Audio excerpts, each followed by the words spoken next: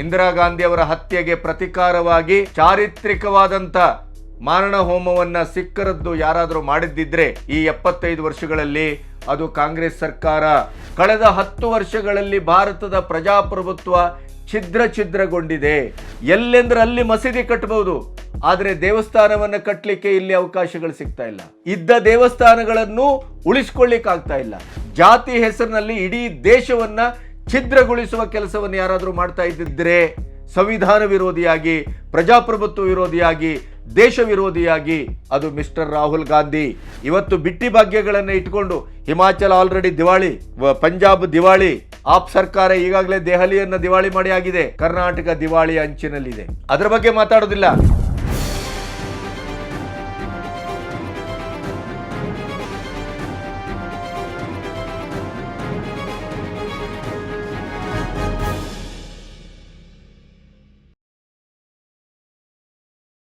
ನಮಸ್ತೆ, B Ganapati news ಚಾನಲ್ಲಿಗೆ ಸ್ವಾಗತ. ಕಳೆದ ಕೆಲವು ದಿನದಿಂದ ನಾನು ನಿಮ್ಮೊಟ್ಟಿಗೆ ನೇರವಾಗಿ ಆಯಾಯ ದಿನದ ವಿದ್ಯಮಾನಗಳ ಬಗ್ಗೆ ಮಾತಾಡುತ್ತಾ ಇದ್ದಂಥ ವಿಡಿಯೋಗಳನ್ನು ನೀವು ನೋಡಿಲ್ಲ. ಕಾರಣ ಏನು ಅಂತಂದರೆ, ಈಗಾಗಲೇ ಮೂಡ ಕೇಸಲ್ಲಿ ಇನ್ನೇನು ತೀರ್ಪು ಬಹುಶಃ ಇವತ್ತು ಬರಬಹುದು ಅಥವಾ ಇನ್ನೆರಡು ದಿನದ ನಂತರ ಬರಬಹುದೇನು. ಯಾಕೆಂತಂದರೆ ನ್ಯಾಯಾಧೀಶರು 12ನೇ ತಾರೀಕಿಗೆ ಅದನ್ನು ಸಂಪೂರ್ಣವಾಗಿ ಮುಗಿಸ್ತೇವೆ ಅನ್ನುವಂಥ ನೆಲೆಯಲ್ಲಿ 9ನೇ ತಾರೀಕಿಂದ ಮತ್ತೆ ವಾದ ವಿವಾದ ವಾಗ್ವಾದ ಆರಂಭ ಆಗಿದೆ.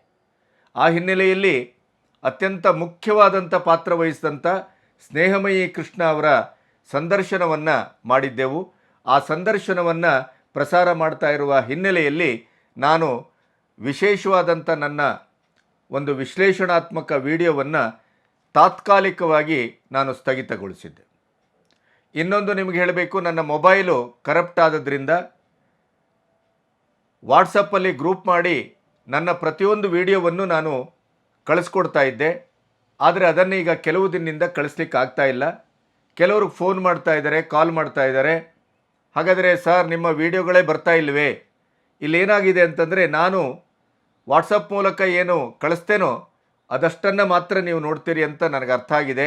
ದಯವಿಟ್ಟು ಸ್ವತಂತ್ರ ಪತ್ರಿಕೋದ್ಯಮಕ್ಕೆ ನೀವು ಹಣವಿಲ್ಲ, ಯಾವುದೇ ಕಾಸಿಲ್ಲ, ನಿಮ್ಮಿಂದ ಒಂದು ಬೆಂಬಲವನ್ನು, ಪ್ರೀತಿಯನ್ನು ನಾವು ನಿರೀಕ್ಷೆ ಮಾಡ್ತೇವೆ ಅಂತಾದರೆ ನೀವು ಸಬ್ಸ್ಕ್ರೈಬ್ ಮಾಡಬೇಕು, ಚಂದಾದಾರರಾಗಬೇಕು. ಸಬ್ಸ್ಕ್ರೈಬ್ ಮಾಡಿದ್ದಿದ್ದರೆ ಎಲ್ಲ ನೋಟಿಫಿಕೇಷನ್ನು ನಿಮಗೆ ತಕ್ಷಣಕ್ಕೆ ಲಭ್ಯ ಆಗುತ್ತೆ. ನಾನು ಗ್ರೂಪಲ್ಲಿ ಈಗ ಕೆಲವು ದಿನದಿಂದ ಕಳಿಸ್ದೇ ನಿಮಗೆ ಯಾವುದೇ ನೋಟಿಫಿಕೇಷನ್ ಬರ್ತಾ ಇಲ್ಲ ಅಂತ ಅದರ ಅರ್ಥ ನೀವು ನಮ್ಮ ಬೆಲ್ ಐಕಾನನ್ನು ಒತ್ತಿಲ್ಲ, ಚಂದಾದಾರರಾಗಿಲ್ಲ, ಸಬ್ಸ್ಕ್ರೈಬ್ ಮಾಡಿಲ್ಲ. ದಯವಿಟ್ಟು ನಮ್ರ ವಿನಂತಿ, ಸಬ್ಸ್ಕ್ರೈಬ್ ಮಾಡಿ. ಹೆಚ್ಚೆಚ್ಚು ನೀವು ಸಬ್ಸ್ಕ್ರೈಬ್ ಮಾಡಿದಷ್ಟು ನಮಗೆ ಆತ್ಮಬಲ ಮತ್ತೊಂದು ಶಕ್ತಿ ಪ್ರಾಪ್ತವಾಗುತ್ತೆ. ಇವತ್ತು ರಾಜೀವ್ ಗಾಂಧಿಯ ಮಗ ರಾಹುಲ್ ಗಾಂಧಿ, ನಾವು ರಾಜೀವ್ ಗಾಂಧಿ ಅವರ ಹೆಸರನ್ನು ಯಾಕೆ ಇವತ್ತು ಮುಖ್ಯವಾಗಿ ಪ್ರಸ್ತಾಪ ಮಾಡ್ತಾ ಇದ್ದೇನೆ ಅಂತಂದರೆ, 1984ರಲ್ಲಿ ಇಂದಿರಾ ಗಾಂಧಿ ಅವರ ಹತ್ಯೆ ನಡೆದಂಥ ಸಂದರ್ಭದಲ್ಲಿ 3000ಕ್ಕೂ ಹೆಚ್ಚು ಸಿಖ್ಖರ ಪೇಟವನ್ನು ಕಳಚಿ ತಲೆ ಬೋಳಿಸಿ ಅವರ ಮಾರಣ ಹೋಮವನ್ನು ಮಾಡಿದ್ದು ಯಾರಾದರೂ ಇದ್ದರೆ ಈ ದೇಶದಲ್ಲಿ ಅದು ರಾಜೀವ್ ಗಾಂಧಿ ಅವರು ಪ್ರಧಾನಿಯಾಗಿದ್ದಾಗ ಕಾಂಗ್ರೆಸ್ ಸರ್ಕಾರ ಮಾಡಿದ್ದು. ಪ್ರತಿಕಾರ, ಇಂದಿರಾ ಗಾಂಧಿ ಅವರ ಹತ್ಯೆಗೆ ಪ್ರತಿಕಾರವಾಗಿ ಚಾರಿತ್ರಿಕವಾದಂಥ ಮಾರಣ ಹೋಮವನ್ನು ಸಿಖ್ಖರದ್ದು ಯಾರಾದರೂ ಮಾಡಿದ್ದಿದ್ರೆ ಈ 75 ವರ್ಷಗಳಲ್ಲಿ ಅದು ಕಾಂಗ್ರೆಸ್ ಸರ್ಕಾರ. ದುರಂತ ಅಂದರೆ ಪಂಜಾಬಿನಲ್ಲಿ ಇವತ್ತು ಕಾಂಗ್ರೆಸ್ಸಿನ ಒಡಂಬಡಿಕೆಯ ಸರ್ಕಾರವೇ ಅಲ್ಲಿ ಇದೆ ಅನ್ನೋದು ನಮಗೆ ಆಶ್ಚರ್ಯ. ಕಾಂಗ್ರೆಸ್ಸು ಇಂಥ ಒಂದು ಮಾರಣ ಹೋಮಕ್ಕೆ ಕಾರಣವಾಗಿದ್ದರೂ ಕೂಡ ಯಾವುದೇ ಸಂದರ್ಭದಲ್ಲೂ ಪಂಜಾಬು BJPಗೆ, ಅದರಲ್ಲೂ ಮೋದಿಯವರ ಈ 10 ವರ್ಷದಲ್ಲಿ ಯಾವುದೇ ಆಸ್ಪದವನ್ನು ಕೊಟ್ಟಿಲ್ಲ, ಅವಕಾಶವನ್ನು ಕೊಟ್ಟಿಲ್ಲ. ಆದರೆ ಮೋದಿಯವರು ಯಾವುದೇ ರೀತಿಯ ದ್ವೇಷ ರಾಜಕಾರಣವನ್ನು ಈ 10 ವರ್ಷದಲ್ಲೂ ಮಾಡಿಲ್ಲ. ಈ 3ನೇ ಬಾರಿ ಪ್ರಧಾನಿಯಾಗಿದ್ದಾಗಲೂ ಕೂಡ ಅದರ ಯಾವ ಸುಳಿವನ್ನೂ ಕೊಟ್ಟಿಲ್ಲ. ಅಮೃತಸರಕ್ಕೆ ಭೇಟಿ ಕೊಡ್ತಾರೆ, ಸಿಖ್ಖರ ಬಗ್ಗೆ ಅತ್ಯಂತ ಆದರವನ್ನು ವ್ಯಕ್ತಪಡಿಸ್ತಾರೆ, ಅವರಿಗೆ ಏನೇನು ಸೌಲಭ್ಯ ಬೇಕೋ ಅದನ್ನು ಕೊಡ್ತಾರೆ. ರೈತ ಚಳವಳ ಅಂತ ನೀವು ಕೇಳ್ಬೋದು. ರೈತ ಚಳವಳ ಒಂದು ಪ್ರಪೋಗಾಂಡ, ಅದು ಸ್ಪಾನ್ಸರ್ಡ್. ಆ ಸ್ಪಾನ್ಸರ್ಡ್ ಅನ್ನೋದಕ್ಕೆ ಖಲಿಸ್ತಾನಿ ಉಗ್ರರ ಹಿನ್ನೆಲೆಯಲ್ಲಿ ಭಾರತ ವಿರೋಧಿ ಶಕ್ತಿಗಳೊಟ್ಟಿಗೆ ಇಂಡಿ ಕೂಟ ಮತ್ತು ಮುಖ್ಯವಾಗಿ ರಾಹುಲ್ ಗಾಂಧಿ ಕೈ ಜೋಡಿಸಿದ್ದಾರೆ ಅನ್ನೋದಕ್ಕೆ ಅವರ ಈ ಅಮೆರಿಕ ಭೇಟಿ ಮತ್ತೊಂದು ಸಾಕ್ಷ್ಯವನ್ನು ಕೊಟ್ಟಿದೆ. ಭಾರತದಲ್ಲಿ ಧಾರ್ಮಿಕ ಸ್ವಾತಂತ್ರ್ಯವೇ ಇಲ್ಲ ಅಂತ ಹೇಳಿದ್ದಾರೆ. ಅದಕ್ಕೆ ಉದಾಹರಣೆಯಾಗಿ ಈ ಸರಿ ಅವರು ಆಯ್ಕೆ ಮಾಡಿಕೊಂಡದ್ದು ಏನು? ಮುಸ್ಲಿಮರನ್ನಲ್ಲ,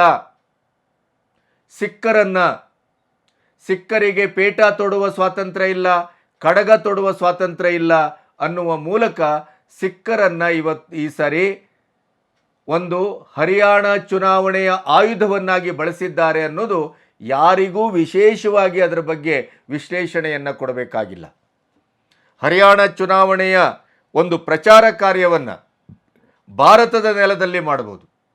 ನಿಮಗೆ ರಾಜಕೀಯದ ಯಾವುದೇ ಭಿನ್ನಾಭಿಪ್ರಾಯ ಇದ್ದರೂ BJP ಒಟ್ಟಿಗೋ ಇನ್ನೊಂದೋ RSS ಒಟ್ಟಿಗೋ ಅದನ್ನು ಈ ನೆಲದಲ್ಲಿ ಚರ್ಚೆ ಮಾಡಬೇಕೆ ಹೊರತು ನೀವು ವಿದೇಶಿ ನೆಲದಲ್ಲಿ ಪ್ರತಿ ಬಾರಿ, ಇದು ಇವತ್ತು ನಿನ್ನೆದಲ್ಲ, ಆದರೆ ಈ ಸರಿ ದುರಂತ ಏನು ಅಂತಂದರೆ, ನೀವು ಇಲ್ಲಿಯವರೆಗೆ ಸಂಸದರಾಗಿ ಮಾತಾಡ್ತಾ ಇದ್ರಿ, ಕಾಂಗ್ರೆಸ್ಸಿನ ಒಬ್ಬ ಸದಸ್ಯನಾಗಿ ಮಾತಾಡ್ತಾ ಇದ್ರಿ, ಅಥವಾ ಅಧ್ಯಕ್ಷನಾಗಿ ಮಾತಾಡ್ತಾ ಇದ್ರಿ. ಆದರೆ ಇವತ್ತು ಸಂವಿಧಾನವನ್ನು ರಕ್ಷಿಸುವವರು ನಾವು, ಪ್ರಜಾಪ್ರಭುತ್ವದ ರಕ್ಷಕರು ನಾವು ಅಂತ ಪೋಸ್ ಕೊಡುವಂಥ ನೀವು ವಿದೇಶಿ ನೆಲದಲ್ಲಿ, ಅದರಲ್ಲೂ ಅಮೆರಿಕದ ಬಹುತೇಕ ಸಂಘಟನೆಗಳು ಭಾರತದಲ್ಲಿ ಧಾರ್ಮಿಕ ಸ್ವಾತಂತ್ರ್ಯ ಇಲ್ಲ ಅನ್ನುವಂಥ ಪ್ರಪೋಗಂಡವನ್ನು ಮಾಡ್ತಾ ಇವೆ. ಬಾಂಗ್ಲಾ ರೀತಿಯಲ್ಲಿ ಇಲ್ಲಿ ಒಂದು ಸೋಷಲ್ ವಾರನ್ನು, ಕ್ರಾಂತಿಯನ್ನು ಹುಟ್ಟುಹಾಕಬೇಕು ಅಂತ ನಿಮ್ಮೊಟ್ಟಿಗೆ ಸೇರಿಕೊಂಡು ಕೆಲಸ ಮಾಡ್ತಾ ಇದೆ. ಅದೆಲ್ಲದಕ್ಕೂ ಪೂರಕ ಅನ್ನುವ ಹಾಗೆ ದೇಶ ವಿರೋಧಿ ವಿದೇಶಿ ಶಕ್ತಿಗಳಿಗೆ ಬೆಂಬಲವನ್ನು, ಇಂಬನ್ನು ಕೊಡುವಂಥ ಕೆಲಸವನ್ನು ನೀವು ನಿರಂತರವಾಗಿ ಮಾಡ್ತಾ ಇದ್ದೀರಿ. ಈ ಸರಿ ಎಷ್ಟರ ಮಟ್ಟಿಗೆ ಅಂತಂದರೆ ಇಲ್ವಾನ್ ಓಮರ್ ಅವರನ್ನು ಕೂಡ ಭೇಟಿಯಾಗಿದ್ದೀರಿ. ಈ ಹೆಣ್ಮಗಳು ಯಾರು? ಪಾಕ್ ಆಕ್ರಮಿತ ಕಾಶ್ಮೀರಕ್ಕೆ ಬಂದು ಭೇಟಿ ಕೊಟ್ಟು ಪಾಕ್ ಪರ ಮಾತಾಡಿದವರು, ಭಾರತದಲ್ಲಿ ಧಾರ್ಮಿಕ ಸ್ವಾತಂತ್ರ್ಯ ಇಲ್ಲ ಅಂತೇಳಿ ಅಮೆರಿಕದ ಸಂಸತ್ನಲ್ಲಿ ನಿಲುವಳಿಯನ್ನು ವ್ಯಕ್ತಪಡಿಸಿದವರು, ಇಸ್ರೇಲಿನ ವಿರೋಧಿಗಳು, ಮೋದಿ ವಿರೋಧಿ, ಇಂಥ ವ್ಯಕ್ತಿಯನ್ನು ತಾವು ಭೇಟಿಯಾಗ್ತೀರಿ. ಪಾಕಿನಿಂದ ಓಡಿ ಹೋಗಿ ಔತಿ ಕುಳಿತುಕೊಂಡಂಥ ಅಲ್ಲಿಯ ಭಾರತ ವಿರೋಧಿ ಆತಂಕವಾದಿಗಳೊಟ್ಟಿಗೆ ನೀವು ಶಾಮೀಲಾಗ್ತೀರಿ. ಭಾರತದ ವಿರೋಧಿ ಶಕ್ತಿಗಳು ಅಂತೇನಿದೆ ಅಮೆರಿಕದಲ್ಲಿ, ಅವರೊಟ್ಟಿಗೆ ಕೈ ಜೋಡಿಸ್ತೀರಿ. 99 ಸೀಟನ್ನು ಗೆಲ್ಲುವ ಮೂಲಕ ಮೋದಿಯವರನ್ನು ಉಡಾಯಿಸಿದ್ದೇವೆ ಅಂತ ಹೇಳುವಂಥ ಒಂದು ಆತ್ಮವಿಹೀನ ದುಷ್ಟತೆಯನ್ನು ಮೆರೆದಂಥ ಭಾರತದ ನೆಲದಲ್ಲಿ ನೀವು ಯಾವುದೇ EVM ಬಗ್ಗೆ ಮಾತಾಡಿಲ್ಲ, ಚುನಾವಣೆ ಆಯೋಗದ ಬಗ್ಗೆ ಮಾತಾಡಿಲ್ಲ. ಆದರೆ ಅಲ್ಲೋಗಿ ಮಾತಾಡ್ತೀರಿ ಏನು? ಚುನಾವಣಾ ಆಯೋಗ ಭಾರತದಲ್ಲಿ BJPಯ ಪರವಾಗಿ ಕೆಲಸ ಮಾಡಿದೆ, ಅದು ಯಾವುದೇ ರೀತಿಯಲ್ಲೂ ಸತ್ಯದ ಪರವಾಗಿ ಅಥವಾ ಯಾವುದೇ ನಿಷ್ಕಲ್ಮಶವಾಗಿ ಅಥವಾ ಪಕ್ಷಾತೀತವಾಗಿ ಅದು ಸರಿಯಾದ ಕೆಲಸವನ್ನು ಮಾಡಿಲ್ಲ ಅಂತ ಹೇಳ್ತೀರಿ. ನಿಮ್ಮ ನಾಲಿಗೆಯೋ ಚಪ್ಪಲಿಯ, ಅದು ಸಂವಿಧಾನಾತ್ಮಕವಾಗಿ ಮಾತಾಡುವ ರೀತಿಯ, ಇದು ಸಂವಿಧಾನದ ಹುದ್ದೆಯಲ್ಲಿದ್ದೀರಿ ವಿರೋಧ ಪಕ್ಷದಲ್ಲಿ, ನೀವು ಇಂಥ ಮಾತನಾಡ್ತೀರಿ ವಿದೇಶಿ ನೆಲದಲ್ಲಿ. ನಿಮಗೆ ತಾಕತ್ತಿದ್ರೆ ಭಾರತದಲ್ಲಿ ಚರ್ಚಿಸಿ ಅದನ್ನು. ಇದೇ 24ರ ಚುನಾವಣೆಗೆ ಭಾರತ ಸರ್ಕಾರ ಎಂಥ ಒಂದು ಪಂಥಾಹ್ವಾನವನ್ನು ಸ್ವೀಕರಿಸಿತು, ಪ್ರತಿಯೊಂದು ದೇಶಕ್ಕೆ ಮನವಿಯನ್ನು ಮಾಡಿಕೊಡಿತು ಭಾರತ ಸರ್ಕಾರ. ನಿಮ್ಮ ಒಂದು ಆಯೋಗವನ್ನು, ನಿಮ್ಮ ಒಂದು ನಿಯೋಗವನ್ನು ಕಳಿಸಿ ಭಾರತದಂಥ ಪ್ರಜಾಪ್ರಭುತ್ವದ ಒಂದು ವಿಸ್ತೃತವಾದ ದೇಶದಲ್ಲಿ, ಬಲಿಷ್ಠ ರಾಷ್ಟ್ರದಲ್ಲಿ ಎಷ್ಟು ಪ್ರಾಸಂಗಿಕವಾಗಿ, ಪ್ರಾಮಾಣಿಕವಾಗಿ ನಡೆಯುತ್ತದೆ ಚುನಾವಣೆ ಅನ್ನೋದನ್ನು ನೀವು ಕಾಣಬಹುದು. ಪ್ರತಿಯೊಂದು ದೇಶದ ಕೆಲವು ನಿಯೋಗಗಳು ಬಂದು ಅಧ್ಯಯನ ಮಾಡಿ ಅತ್ಯಂತ ಅದ್ಭುತವಾದಂಥ, ಎಷ್ಟು ಪಾರದರ್ಶಕವಾಗಿ ದೇಶದಲ್ಲಿ ಚುನಾವಣಾ ಆಯೋಗ ಕೆಲಸ ಮಾಡ್ತಾ ಇದೆ ಅನ್ನೋದನ್ನು ದಾಖಲಿಸಿವೆ. ಆದರೆ ಈ ದೇಶ ವಿರೋಧಿ ಮತ್ತು ದೇಶ ವಿರೋಧಿ ಶಕ್ತಿಗಳೊಟ್ಟಿಗೆ ಸೇರಿಕೊಂಡು ದೇಶದ ಅನ್ನ ತಿಂದು, ದೇಶದ ಪ್ರಜಾಪ್ರಭುತ್ವ ಮತ್ತು ಸಂವಿಧಾನದ ಹಕ್ಕುಗಳನ್ನು ಬಳಸಿಕೊಂಡು ಎರಡು ದೇಶಕ್ಕೆ ಸಂವಿಧಾನ ವಿರೋಧಿ, ಅದು ಪ್ರಜಾಪ್ರಭುತ್ವ ವಿರೋಧಿ, ನಮ್ಮ ದೇಶದ ಕಾನೂನಿನ ವಿರೋಧಿ ಆದರೆ ಎರಡು ದೇಶದ ಪೌರತ್ವವನ್ನು ಪಡ್ಕೊಂಡು ಕೂಡ ಮದುವೆ ಆಗಿಲ್ಲ ಅಂತ ಸುಳ್ಳು ಹೇಳಿ ಎರಡೆರಡು ಮದುವೆ ಆದಂಥವರು ಇಟಲಿಯಲ್ಲೂ ಕೂಡ ತನ್ನ ಅಸ್ತಿತ್ವವನ್ನು, ತನ್ನ ಆರ್ಥಿಕ ಸಾಮ್ರಾಜ್ಯವನ್ನು ಸ್ಥಾಪಿಸಿದಂಥ ಈ ಮನುಷ್ಯ ಇವತ್ತು ಹೋಗಿ ಅಮೆರಿಕದಲ್ಲಿ ಭಾರತವನ್ನು ಅವಮಾನ ಮಾಡ್ತಾ ಇದ್ದಾರೆ. Mr. Gandhi, you lead the Indy Alliance, which is seen by many as an alternative to the BJP-led NDA government. Looking at the 2024 Lok Sabha elections, your party was not able to agree on seat-sharing policies with your alliance partner, which was Mamata Banerjee's TMC. You also have alliance partners like the Hindutva-based Shiv Sena UBT.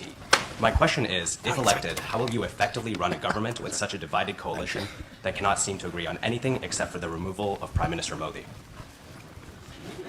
No, actually, we agree on a lot. But yeah, sorry, it's not India Alliance. That's a BJP framing. It's India Alliance. What's the last word stand for? What does the A stand Alliance. for at the end? So wouldn't it be redundant to say India No, Alliance? it's not. It's not. Because the whole idea of the alliance was to put across to the people of India that India is being attacked. ಇದು ಹೊಸತಲ್ಲ ನಮಗೆ, ಆದರೆ ಇದು ಮುಂದುವರೆದಿದೆಯಲ್ಲ, ಅದು ಇಂಥ ಪ್ರಕ್ಷುಬ್ಧವಾದಂಥ ಪರಿಸ್ಥಿತಿಯಲ್ಲಿ ಏನನ್ನೆಲ್ಲ ಮಾತಾಡ್ತಾರೆ. ಕಳೆದ 10 ವರ್ಷಗಳಲ್ಲಿ ಭಾರತದ ಪ್ರಜಾಪ್ರಭುತ್ವ ಛಿದ್ರಗೊಂಡಿದೆ ಅಂತ ಹೇಳ್ತಾರೆ. ಭಾರತದ ಪ್ರಜಾಪ್ರಭುತ್ವ ಶಕ್ತವಾಗದೇ ಇದ್ದಿದ್ರೆ 24ರ ಚುನಾವಣೆಯಲ್ಲಿ ನೀವು 99 ಸೀಟನ್ನು ಪಡಿತಿರಲಿಲ್ಲ. ಪ್ರಜಾಪ್ರಭುತ್ವದ ಬಗ್ಗೆ ಮಾತಾಡ್ತೀರಿ, ಜನತಂತ್ರ ವ್ಯವಸ್ಥೆಯ ಬಗ್ಗೆ ಮಾತಾಡ್ತೀರಿ. ಅದಕ್ಕೆ ನೀವು ಮಹಾರಾಷ್ಟ್ರದ ಸರ್ಕಾರವನ್ನು ಪತನಗೊಳಿಸಿದ್ದನ್ನು ಉದಾಹರಣೆ ಕೊಡ್ತೀರಿ. ಖರೀದಿ ಮಾಡಿದ್ದಾರೆ BJP ಸರ್ಕಾರ ಅಂತ. 75 ವರ್ಷ ಅಲ್ಲ 58 ವರ್ಷ ಆಡಳಿತ ಮಾಡಿ ರಾಜಭವನವನ್ನು, ರಾಷ್ಟ್ರಪತಿ ಭವನವನ್ನು ನಿಮ್ಮ ಮನೆಯ ಬೆಡ್ರೂಮ್ ರೀತಿ, ಟಾಯ್ಲೆಟ್ ರೀತಿ ಬಳಸ್ಕೊಂಡವರು ಯಾರು? ಟಿಶ್ಯೂ ಪೇಪರ್ ರೀತಿ ಜನತಂತ್ರ ವ್ಯವಸ್ಥೆಯಲ್ಲಿ ಜನಾಧಿಕಾರದಿಂದ ಬಂದಂಥ ರಾಜ್ಯ ಸರ್ಕಾರವನ್ನು ಉರುಳಿಸಿದವರು ಯಾರು? ಧಾರ್ಮಿಕ ಸ್ವಾತಂತ್ರ್ಯದ ಬಗ್ಗೆ ಮಾತಾಡ್ತೀರಿ. ರಾಮಲಲ್ಲನ ವಿಗ್ರಹವನ್ನು ಏಕೈಕ ಭಾರತದ ಹಿಂದೂ ರಾಷ್ಟ್ರ ಇಡೀ ಪ್ರಪಂಚದಲ್ಲಿ ರಾಮಾಯಣ ಮತ್ತು ಮಹಾಭಾರತದ 2 ಮಹಾಕಾವ್ಯವನ್ನು ಕೊಟ್ಟಂಥ ದೇಶ ಇದು.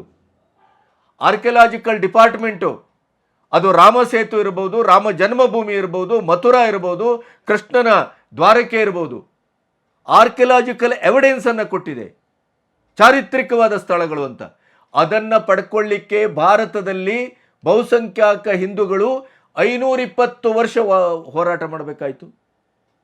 ಜ್ಞಾನವ್ಯಾಪಿ ಹೆಸರಲ್ಲೇ ಇದೆ ಅದು ಆಕ್ರಮಿತ ಸ್ಥಳ ಅಂತ. ಅಂಥ ಸ್ಥಳದಲ್ಲಿ ಪೂಜೆಗೆ ಅವಕಾಶಕ್ಕೆ ನಾವು ವರ್ಷಗಳ ಕಾಲ ನ್ಯಾಯಾಂಗದ ಒಂದು ಮಿತಿಯಲ್ಲಿ ಹೋರಾಟ ಮಾಡಬೇಕಾಯಿತು. ಬಹುಸಂಖ್ಯಾತರು ಇವತ್ತು ದೇವಸ್ಥಾನಗಳ ಹುಂಡಿ ಹಣವನ್ನು ಅವರ ದೇವಸ್ಥಾನಗಳಿಗೆ ಬಳಸಲಿಕ್ಕೆ ಅವಕಾಶ ಇಲ್ಲ. ಇಲ್ಲಿ ಚರ್ಚ್ಗೆ, ಮಸೀದಿಗೆ, ಅವರ ಧಾರ್ಮಿಕ ಕ್ಷೇತ್ರದ ಪ್ರಯಾಣಕ್ಕೆ ಆ ದುಡ್ಡು ಬಳಕೆ ಆಗ್ತಾ ಇದೆ. ಎಲ್ಲೆಂದ್ರೆ ಅಲ್ಲಿ ಮಸೀದಿ ಕಟ್ಟಬಹುದು, ಆದರೆ ದೇವಸ್ಥಾನವನ್ನು ಕಟ್ಟಲಿಕ್ಕೆ ಇಲ್ಲಿ ಅವಕಾಶಗಳು ಸಿಗ್ತಾ ಇಲ್ಲ. ಇದ್ದ ದೇವಸ್ಥಾನಗಳನ್ನು ಉಳಿಸ್ಕೊಳ್ಳಿಕ್ಕಾಗ್ತಾ ಇಲ್ಲ. ಉತ್ತರ ಪ್ರದೇಶದಲ್ಲಿ ನಿನ್ನೆ ದೇವಸ್ಥಾನಕ್ಕೆ ಬುಲ್ಡೋಜರ್ ಹಾಕಿದ್ದನ್ನು ನಾವು ಕಣ್ಣಾರೆ ಕಾಣ್ತಾ ಇದ್ದೇವೆ. ಬಾಂಗ್ಲಾದಲ್ಲಿ ಹಿಂದೂಗಳ ಮಾರಣ ಹೋಮ ಆಗ್ತಾ ಇದೆ. ಈಶಾನ್ಯ ರಾಜ್ಯಗಳಲ್ಲಿ ಮತಾಂತರ ಅವ್ಯಾಹತವಾಗಿ ನಡೀತಾ ಇದೆ. ಸೆಕ್ಯುಲರ್ ಪದವನ್ನು ಸಂವಿಧಾನದಲ್ಲಿ ಅಳವಡಿಸಬಾರದು ಅಂತ ಅಂಬೇಡ್ಕರ್ ಹೇಳಿದರು, ಆದರೆ ಕಾಂಗ್ರೆಸ್ಸೇ ಸೆಕ್ಯುಲರ್ ಪದವನ್ನು ಅಳವಡಿಸಿತು. ಆದರೆ ಇವತ್ತು ಜಾತಿ ಹೆಸರಿನಲ್ಲಿ ಇಡೀ ದೇಶವನ್ನು ಛಿದ್ರಗೊಳಿಸುವ ಕೆಲಸವನ್ನು ಯಾರಾದರೂ ಮಾಡ್ತಾ ಇದ್ದರೆ ಸಂವಿಧಾನ ವಿರೋಧಿಯಾಗಿ, ಪ್ರಜಾಪ್ರಭುತ್ವ ವಿರೋಧಿಯಾಗಿ, ದೇಶ ವಿರೋಧಿಯಾಗಿ ಅಖಂಡ ಭಾರತವನ್ನು ಸಂಪೂರ್ಣವಾಗಿ ಛಿದ್ರಗೊಳಿಸುವ ಕೆಲಸವನ್ನೇನಾದರೂ ಮಾಡ್ತಾ ಇದ್ದಿದ್ದರೆ ಅದು ಮಿಸ್ಟರ್ ರಾಹುಲ್ ಗಾಂಧಿ. ವಿದೇಶಿ ನೆಲದಲ್ಲಿ ಭಾರತದನ್ನು ಅವಮಾನ ಮಾಡುವಂಥ ಕೆಲಸವನ್ನು ನೀವು ಮಾಡ್ತಾ ಇದ್ದೀರಲ್ಲ. ಕಾಂಗ್ರೆಸ್ಸಿನ ಬಗ್ಗೆ ಮಾತಾಡೋದಿಲ್ಲ, ನಾವು ಅಧಿಕಾರಕ್ಕೆ ಬಂದರೆ ಏನು ಮಾಡ್ತೇವೆ ಅಂತ ಅದನ್ನು ಮಾತಾಡೋದಿಲ್ಲ. ಚೀನಾದೊಟ್ಟಿಗೆ ಭಾರತದ ವ್ಯವಹಾರ ಸರಿ ಇಲ್ಲ ಅಂತ ಮಾತಾಡ್ತೀರಿ. ಚೀನಾದೊಟ್ಟಿಗಿನ ಸಂಬಂಧವನ್ನು ನಿಭಾಯಿಸುವಲ್ಲಿ ಮೋದಿ ಸರ್ಕಾರ ಫೇಲ್ ಆಗಿದೆ ಅಂತ ಹೇಳ್ತೀರಿ. ಏನಕ್ಕೆ ಹೇಳ್ತೀರಿ ಇದನ್ನು? ಚೀನಾವನ್ನು ನಿಯಂತ್ರಣ ಮಾಡದಿದ್ದರೆ 75 ವರ್ಷದಲ್ಲಿ ಪ್ರಥಮ ಬಾರಿಗೆ ಮೋದಿ ಸರ್ಕಾರ. ಆತ್ಮನಿರ್ಭರ ಭಾರತವನ್ನು ಕಟ್ಟದಿದ್ದರೆ ಅದು ಮೋದಿ. ನಮ್ಮ ಪ್ರತಿಯೊಂದು ಇವತ್ತು ಭಾರತದಲ್ಲೇ ತಯಾರಾಗಬೇಕು, ಯುದ್ಧ ಸಾಮಗ್ರಿಗಳಿಂದ ಹಿಡಿದು ಪ್ರತಿಯೊಂದನ್ನು. ನಿಮ್ಮ ಸರ್ಕಾರ ಏನು ಮಾಡಿತು 58 ವರ್ಷ? ಎಲ್ಲವನ್ನ ಜುಟ್ಟು ಜನವಾರವನ್ನು ಕೊಟ್ಟು ಅವ್ರ ಹತ್ರ ಎಲ್ಲವನ್ನ ಪಡ್ಕೊಳ್ಳುವಂಥದ್ದು, ಅದರ ಮೇಲೆ ಹಗರಣ ಬೇರೆ. ಇಡೀ ಭಾರತ ಸರ್ಕಾರದ ಅಸ್ಮಿತೆಯನ್ನು ಸಂಪೂರ್ಣವಾಗಿ ಕೊಂದದ್ದಿದ್ರೆ ಅದು ನೀವು. ಪ್ರಜಾಪ್ರಭುತ್ವದ ಆಶಯವನ್ನು ಸಂಪೂರ್ಣವಾಗಿ ಕೊಂದದ್ದಿದ್ರೆ ತುರ್ತು ಪರಿಸ್ಥಿತಿಯನ್ನು ಹೇರುವ ಮೂಲಕ, ರಾಜ್ಯ ಸರ್ಕಾರಗಳನ್ನು ಅತಂತ್ರಗೊಳಿಸುವ ಮೂಲಕ, ರಾಜ್ಯಪಾಲರ ಹುದ್ದೆಯನ್ನು, ರಾಷ್ಟ್ರಪತಿ ಹುದ್ದೆಯನ್ನು, ಸಾಂವಿಧಾನಿಕವಾದಂಥ ಗಂಭೀರವಾದಂಥ ಹುದ್ದೆಯನ್ನು ನಿಮ್ಮ ಕಾಲಿನ ಕಸದ ಹಾಗೆ ಅಂಥ ವ್ಯಕ್ತಿಗಳನ್ನು ಆಯ್ಕೆ ಮಾಡುವ ಮೂಲಕ ಪ್ರಜಾತಂತ್ರ ವ್ಯವಸ್ಥೆಗೆ ಅವಮಾನ ಮಾಡಿದ್ದಿದ್ರೆ ಅದು ನೀವು, ಮೋದಿಯವರಲ್ಲ. ಮೋದಿಯವರ ಕಾಲದಲ್ಲಿ ಎಲ್ಲಿ ಧಾರ್ಮಿಕ ಕಲಹ ಆಗಿದೆ, ಎಲ್ಲಿ ಮಾರಣ ಹೋಮ ಆಗಿದೆ, ಎಲ್ಲಿ ಧರ್ಮಯುದ್ಧ ನಡೆದಿದೆ ಹೇಳಿ? ಸಿಖ್ಖರ ಬಗ್ಗೆ ಮಾತಾಡ್ತೀರಿ. ನಿಮ್ಮ ಹಣೆ ಬರಕ್ಕೆ, ನಿಮ್ಮ ಮಾತಿಗೆ ದೆಹಲಿಯಲ್ಲಿ ಸಿಖ್ಖರೇ ನಿಮ್ಮ ವಿರುದ್ಧ ಹೋರಾಟವನ್ನು ಮಾಡ್ತಾ ಇದ್ದಾರೆ. ಇವತ್ತು ಸಿಖ್ಖರ ಮೂಲಕ ನೀವು ರಾಜಕಾರಣವನ್ನು, ಹರಿಯಾಣದ ಚುನಾವಣೆಗೋಸ್ಕರ ಅಮೆರಿಕದಲ್ಲಿ ನಿಂತು ಮಾತಾಡುವಂಥ ದುಷ್ಟತನವನ್ನು, ಆತ್ಮವಿಹೀನತೆಯನ್ನು, ಷಂಡತನವನ್ನು ಮೆರೆತಿರಲ್ಲ. ನೀವು ವಿರೋಧ ಪಕ್ಷದ ನಾಯಕರ, ನೀವು ಸಾಂವಿಧಾನಿಕ ಹುದ್ದೆಯಲ್ಲಿದ್ದವರ, ನೀವು ಭಾರತೀಯರೇನು? ಪೇಟ ಇರ್ಬೋದು, ಕಡಗ ಇರ್ಬೋದು, ಪ್ರತಿ ಒಂದನ್ನು ಇವತ್ತು ಪೊಲೀಸ್ ಇಲಾಖೆ ಇರ್ಬೋದು, ಸೈನ್ಯ ಅಂಥ ಶಿಸ್ತನ್ನು ಅಳವಡಿಸಿಕೊಂಡಂಥ ಭಾರತದ ಸೈನ್ಯ ಅದು. ಅಂಥ ಸೈನ್ಯದಲ್ಲಿ ಕೂಡ ಅವರಿಗೆ ಪಗಡಿ ಧರಿಸುವ ಅವಕಾಶ ಇದೆ, ಗಡ್ಡ ಬಿಡುವ ಅವಕಾಶ ಇದೆ, ಕಡಗವನ್ನು ಧರಿಸುವ ಅವಕಾಶ ಇದೆ. ಪೊಲೀಸ್ ಇಲಾಖೆಯಲ್ಲೂ ಕೂಡ ಅವರ ಹ್ಯಾಟನ್ನು ಧರಿಸಬೇಕು ಅಂತ ಯಾರೂ ಕಡ್ಡಾಯ ಮಾಡಿಲ್ಲ. ಅದನ್ನು ಬಿಡಿ. ಸಿಖ್ಖರಿಗೆ ಈ ದೇಶದಲ್ಲಿರುವಂಥ ಕಾನೂನಿನ ಮಿತಿಯಲ್ಲಿ ಯಾರಿಗೂ ಇಲ್ಲದೆ ಇದ್ದಂಥ ಒಂದು ಅದ್ಭುತ ಅವಕಾಶ ಇದೆ. ಹರಿತವಾದ ಆಯುಧವನ್ನು ಸಾರ್ವಜನಿಕವಾಗಿ ಯಾರಿಗೂ ಕೊಂಡೋಗಲಿಕ್ಕೆ ಅವಕಾಶ ಇಲ್ಲ. ಆದರೆ ಈ ದೇಶದಲ್ಲಿ ಸಿಖ್ಖರು ಯಾವುದೇ ಸ್ಥಳದಲ್ಲೂ ಅವರ ಧಾರ್ಮಿಕವಾದಂಥ ಆಯುಧವನ್ನು, ಅವರ ಬದುಕಿನ ಪರಂಪರಾಗತವಾದಂಥ ಒಂದು ಆಚರಣೆಗೆ ಇಂಬು ಕೊಡುವಂಥ ಆಯುಧವನ್ನು ತೆಗೆದುಕೊಂಡು ಹೋಗಲಿಕ್ಕೆ ಪರ್ಮಿಷನ್ ಇದೆ. ಇನ್ನೇನು ಬೇಕು? ಹೆಲ್ಮೆಟು ಧರಿಸದೇನೆ ಅವರು ಪಗಡಿಯಲ್ಲೇ ಗಾಡಿಯನ್ನು ಓಡಿಸಿದರೂ ಕೂಡ ಅವ್ರ ಮೇಲೆ ಕಾನೂನಿನ ಕ್ರಮವನ್ನು ತೆಗೆದುಕೊಳ್ಳಲಾಗ್ತಾ ಇಲ್ಲ. ಏನಂತ ಭಾವಿಸಿದಿರಿ? ಏನಂತ ಮಾತಾಡ್ತೀರಿ? ಆ ಪನ್ನುವನ್ನು ಓಲೈಸಲಿಕ್ಕೆ, ಖಲಿಸ್ತಾನಿಗಳನ್ನು ಓಲೈಸಲಿಕ್ಕೆ, ಖಲಿಸ್ತಾನಿಗಳನ್ನು ಬಳಸಿಕೊಂಡು ದೇಶದಲ್ಲಿ ಅರಾಜಕತೆಯನ್ನು ಸೃಷ್ಟಿ ಮಾಡಲಿಕ್ಕೆ, ರೈತರನ್ನು ಎತ್ತಿ ಕಟ್ಟಲಿಕ್ಕೆ, ಮೋದಿಯವರನ್ನು ಮುಗಿಸಲಿಕ್ಕೆ ನೀವು ಹೊರಟಿದ್ದು ಅನ್ನೋದು ಎಲ್ಲರಿಗೂ ಅರ್ಥವಾಗುವ ಸತ್ಯ. ಇಲ್ಲದೇ ಇದ್ದರೆ ನೀವು ಅಮೆರಿಕದ ಶಕ್ತಿಗಳೊಟ್ಟಿಗೆ, ಇಲ್ವಾನ್ ಒಮರ್ ಒಟ್ಟಿಗೆ, ನಿಮ್ಮ ಸ್ಯಾಮ್ ಪಿತ್ರೋಡ ಮಾತಾಡ್ತಾ ಇರುವಂಥ ರೀತಿ ನೀತಿಗಳಿಗೆ ಒಂದ್ಸರಿ ಅವರನ್ನು ಬರ್ಖಾಸ್ತುಗೊಳಿಸಿದ್ರಿ, ಮತ್ತು ಅವರನ್ನು ಎಲೆಕ್ಷನ್ ಆದಮೇಲೆ ಆಯ್ಕೆ ಮಾಡಿದ್ದೀರಿ. ನಿಮ್ಮ ತಂತ್ರ, ಕುತಂತ್ರ, ಹುನ್ನಾರ ಯಾರಿಗೂ ಅರ್ಥ ಆಗೋದಿಲ್ಲ ಅಂತ ಭಾವಿಸಿದಿರಿ? ಈ ದೇಶದಲ್ಲಿ ವಕ್ಫ್ ಕಾಯ್ದೆ ವಿರುದ್ಧ ಯಾಕೆ, ಅದರ ತಿದ್ದುಪಡಿಗೆ ನೀವು ಒಪ್ತಾ ಇಲ್ಲ ಯಾಕೆ? ಇವತ್ತು ಯಾವುದೇ ರೀತಿಯಲ್ಲೂ ಭಾರತದ ಬಹುಸಂಖ್ಯಾತರಿಗೆ, ಹಿಂದೂಗಳಿಗೆ ತಮ್ಮ ಧಾರ್ಮಿಕ ಸ್ಥಳಗಳನ್ನು ಉಳಿಸಿಕೊಳ್ಳುವುದೇ ಒಂದು ಮಹಾ ಸಾಹಸ ಆಗಿದೆ. ಆದರೆ ವಕ್ಫ್ ಮಂಡಳಿ ಕೇವಲ ಕ್ಷಣಾರ್ಧದಲ್ಲಿ ಹಿಂದೂ ದೇವಸ್ಥಾನ ಇರ್ಬೋದು, ಹಿಂದೂ ಗ್ರಾಮಗಳಿರ್ಬೋದು, ಯಾವುದೇ ಇರ್ಬೋದು, ಇವು ಹೆಚ್ಚೇಕೆ ಸಂಸತ್ ಭವನ ಮತ್ತು ಕರ್ನಾಟಕದ ವಿಧಾನಸೌಧವು ಕೂಡ ತಮ್ಮದು ಅಂತ ವಾದಿಸ್ತಾ ಇರುವಂಥ ಸ್ಥಿತಿಗೆ ಬಂದು ಮುಟ್ಟಿದೆ. 95ರಲ್ಲಿ ನರಸಿಂಹರಾವ್ ಅಂಥ ಒಂದು ಅಧಿಕಾರವನ್ನು, ಪರಮಾಧಿಕಾರವನ್ನು ಕೊಟ್ಟರು. ದೇಶದ ಹಿತದೃಷ್ಟಿಯಿಂದ ಅದನ್ನು ತಿದ್ದುಪಡಿ ಮಾಡಬೇಕು ಅಂತ ಹೊರಟ್ರೆ ನೀವು ಅದಕ್ಕೆ ವಿರೋಧ ವ್ಯಕ್ತಪಡಿಸಿದ್ದೀರಿ. ವೋಟ್ ಬ್ಯಾಂಕ್ ರಾಜಕಾರಣ. ಅದೇ ನೀವು ಅಯೋಧ್ಯೆಯನ್ನು ಬಹಿಷ್ಕರಿಸ್ತೀರಿ, 110 ಕೋಟಿ ಬಹುಸಂಖ್ಯಾತರ ಆಶಯದ ವಿರುದ್ಧವಾಗಿ ನಡೀತೀರಿ. ಎಲ್ಲಿ ಧಾರ್ಮಿಕ ಸ್ವಾತಂತ್ರ್ಯ ಯಾರಿಗಿದೆ? ಇಲ್ಲಿ ಯಾರಿಗಿಲ್ಲ ಹೇಳಿ? 370 ಏನದು? ಒಂದು ದೇಶದಕ್ಕೆ 2 ಸಂವಿಧಾನ, 2 ಅಧಿಕಾರ, 2 ಬಾವುಟ, ಪಾಕ್ ನುಸುಳುಕೋರರ ಸ್ವರ್ಗ. ಅಂಥ ಒಂದು ಪರಿಸ್ಥಿತಿಯಲ್ಲಿ ಭಾರತಕ್ಕೆ, ಇಡೀ ಅಖಂಡ ಭಾರತಕ್ಕೆ ಮರ್ಮಾಘಾತವನ್ನು ಕೊಡ್ತಾ ಇರುವಂಥ ಭೂಶಿರ ಅದು. ಅದನ್ನು ಸುರಕ್ಷಿತವಾಗಿ ಇಡಬೇಕು ಅಂತ 370ಯನ್ನು ತೆಗೆದರೆ ನೀವು ಅದರ ಪರವಾಗಿ ನಿಂತಂಥ ಪಾಖಂಡಿಗಳು ವಿದೇಶಿ ನೆಲದಲ್ಲಿ ಹೋಗಿ ಮೋದಿಯವರನ್ನು, ಭಾರತ ಸರ್ಕಾರವನ್ನು, ಭಾರತದ ಪ್ರಜಾಪ್ರಭುತ್ವವನ್ನು, ಸಂವಿಧಾನದ ಪ್ರತಿ ಹಿಡ್ಕೊಂಡು ತಿರುಗಾಡ್ತೀರಿ. ಸಂವಿಧಾನದ ಪುಟಗಳೆಷ್ಟು ಅಂತ ಕೇಳಿದರೆ ಯಾರಿಗೂ ಗೊತ್ತಿಲ್ಲ.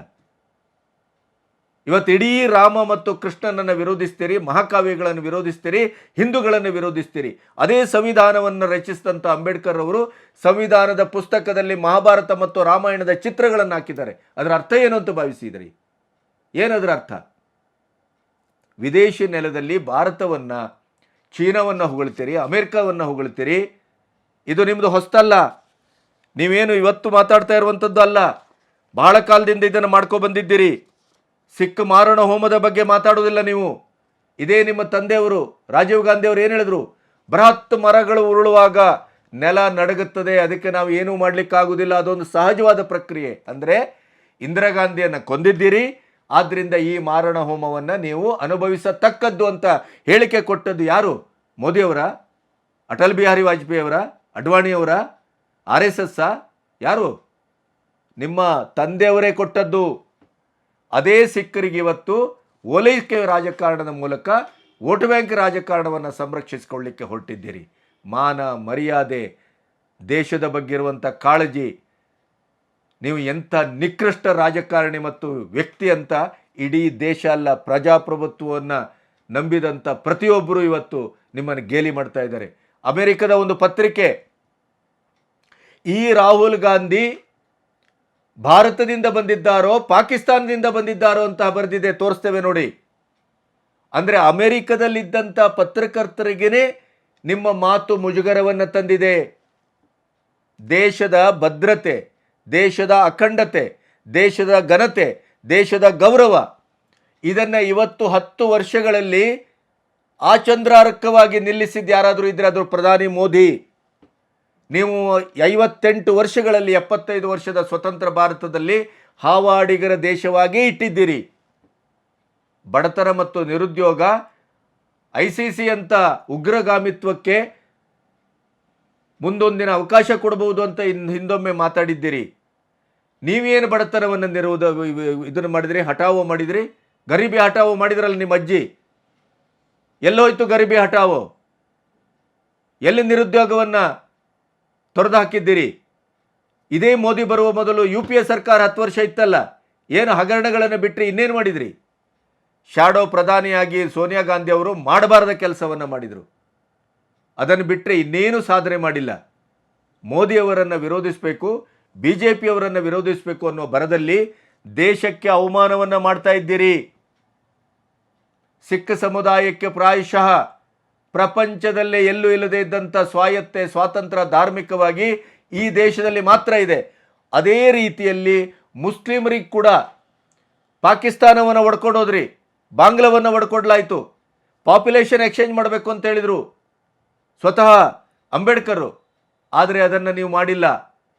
ಆದರೆ ಇವತ್ತು ಬಹುಸಂಖ್ಯಾತರಿರುವಂಥ ಹಿಂದೂ ರಾಷ್ಟ್ರದಲ್ಲಿ ಮುಸ್ಲಿಮರಿಗೆ ಪ್ರತ್ಯೇಕ ರಾಷ್ಟ್ರ ಬೇಕು ಅಂತ ಪಾಕಿಸ್ತಾನವನ್ನು ಒಡ್ಕೊಂಡು ಹೋದಂಥವರಿಗೆ ಇಲ್ಲಿ ಮೊದಲ ಸೌಲಭ್ಯ ಸಿಗ್ತಾ ಇದೆ, ಪ್ರಥಮ ಆದ್ಯತೆ ಸಿಗ್ತಾ ಇದೆ. ಅಲ್ಪಸಂಖ್ಯಾತರು ಅನ್ನುವ ಕಾರಣಕ್ಕಾಗಿ 3 ಕೋಟಿ ಇದ್ದದ್ದು ಇವತ್ತು 30 ಕೋಟಿ ಆಗಿದೆ, 40 ಕೋಟಿ ಆಗಿದೆ. ಜನಸಂಖ್ಯಾ ನಿಯಂತ್ರಣ ಬಡತನಕ್ಕೆ ಮತ್ತು ನಿರುದ್ಯೋಗಕ್ಕೆ ಒಂದು ಮಹಾ ಕೊಡುಗೆಯಾಗಿ ಸಲ್ತಾ ಇದೆ ಅಂತ ಅರ್ಥ ಆಗ್ತಾ ಇಲ್ಲ ನಿಮಗೆ? ಯಾಕೆ ಜನಸಂಖ್ಯಾ ನಿಯಂತ್ರಣಕ್ಕೆ ಮುಸ್ಲಿಮರನ್ನು ಒಳಪಡಿಸಬೇಕು ಅಂತ ನಿಮಗೆ 58 ವರ್ಷದ ಆಡಳಿತದಲ್ಲಿ ಅರ್ಥ ಆಗಿಲ್ಲ? ಇವತ್ತಿಗೂ ಅದನ್ನು ನೀವು ಮಾಡಲಿಕ್ಕೆ ಹೊರಟಿಲ್ಲ. ಬಿಟ್ಟಿ ಭಾಗ್ಯಗಳನ್ನು ಕೊಟ್ಟು ಪ್ರಪಂಚದಲ್ಲಿ ಬಲಿಷ್ಠವಾದ ಭಾರತವನ್ನು 47ರಲ್ಲಿ ಅಮೃತ ಕಾಲದಲ್ಲಿ ಕಟ್ಟಬೇಕು ಅಂತ ಹೊರಟಂಥವರು ಇವತ್ತು GDP ಯಾವ ರೀತಿಯಲ್ಲಿ ಇದೆ ಅಂತ ನಿಮಗೂ ಅರ್ಥ ಆಗ್ತಾ ಇದೆ. ಆತಂಕಿತ ಕರೋನಾ ಸಂದರ್ಭದಲ್ಲಿ ಕೂಡ ನಾವು ಸ್ಥಿರವಾದ ಆರ್ಥಿಕತೆಯನ್ನು ಕಾಪಾಡಿಕೊಂಡಿದ್ದರೆ ಅದು ಭಾರತ. ಇಂಥ ಪರಿಸ್ಥಿತಿಯಲ್ಲಿ ಆರ್ಥಿಕತೆಗೆ ಹೊಡೆತ ಕೊಡುವಂಥ ಜನಸಂಖ್ಯಾ ನಿಯಂತ್ರಣವನ್ನು ತರಬೇಕು ಅನ್ನುವಂಥ ಒಂದು ಕನಿಷ್ಠ ಮಟ್ಟದ ಪ್ರಜ್ಞೆ ಇಲ್ಲ ನಿಮಗೆ. ಏನನ್ನು ಮಾಡಲಿಕ್ಕೆ ಹೊರಟಿದ್ದೀರಿ?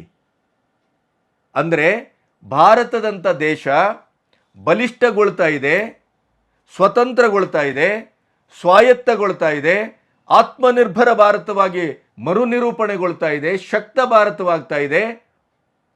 ಚೈನಾವನ್ನು ನಿಯಂತ್ರಿಸಿ, ಚೈನಾ ಗೂಡ್ಸನ್ನು ನಿಷೇಧಿಸಿ ನಮ್ಮದೇ ಆದಂಥ ಉತ್ಪಾದಿತ ವಸ್ತುಗಳನ್ನು ನಾವು ಭಾರತ ದೇಶದಲ್ಲಿ ಮಾರಾಟ ಮಾಡುವ ಮೂಲಕ ನಾವು ಸ್ವತಂತ್ರರಾಗಬೇಕು ಅಂತ ಕನಸು ಕಾಣ್ತಾ ಇರುವಂಥ ಮೋದಿಯವರನ್ನು ಚೈನಾದೊಟ್ಟಿಗಿನ ನಿಭಾವಣೆ ಸರಿ ಇಲ್ಲ ಅಂತೀರಿ.